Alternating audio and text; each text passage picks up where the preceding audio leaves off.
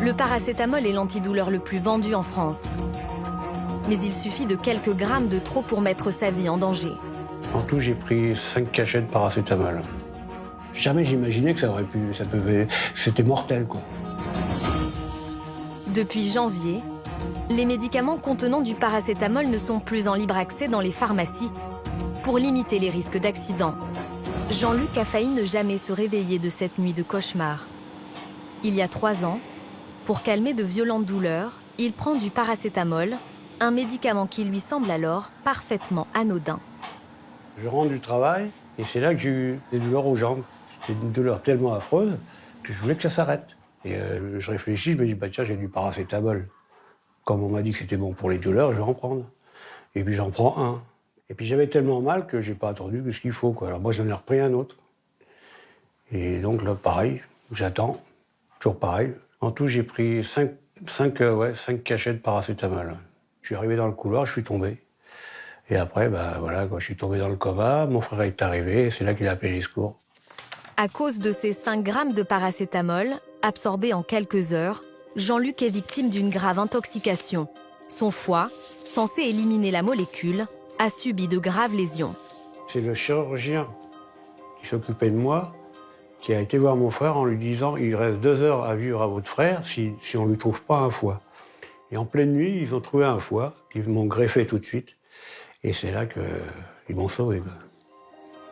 Malgré le compte-rendu de l'hôpital, Jean-Luc a encore beaucoup de mal à réaliser qu'un médicament aussi banal a failli le tuer. Alors, rien que le mot paracétamol, ça me fait froid dans le dos. C'est dans cet hôpital, près de Paris, que Jean-Luc a été opéré en urgence. Dans ce service de réanimation spécialisé dans les greffes de foie, 3 patients viennent d'être admis, tous victimes de graves intoxications au paracétamol. Ce matin, le professeur François Durand évalue avec son équipe l'état de santé d'une patiente arrivée dans la nuit. Donc elle a un foie qui est un peu volumineux.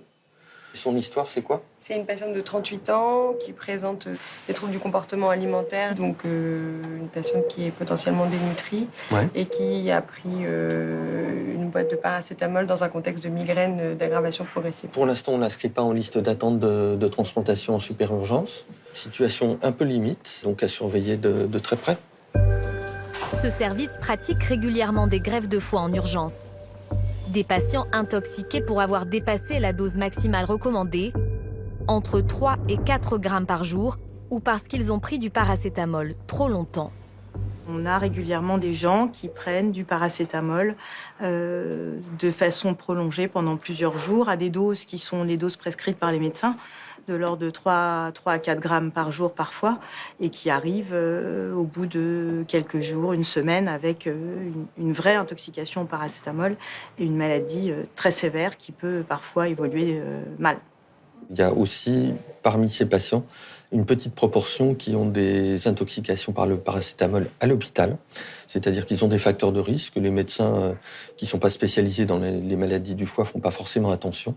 Et ces patients, ils ont développé une intoxication par le paracétamol avec à la clé une insuffisance hépatique aiguë et parfois une transplantation ou même un décès.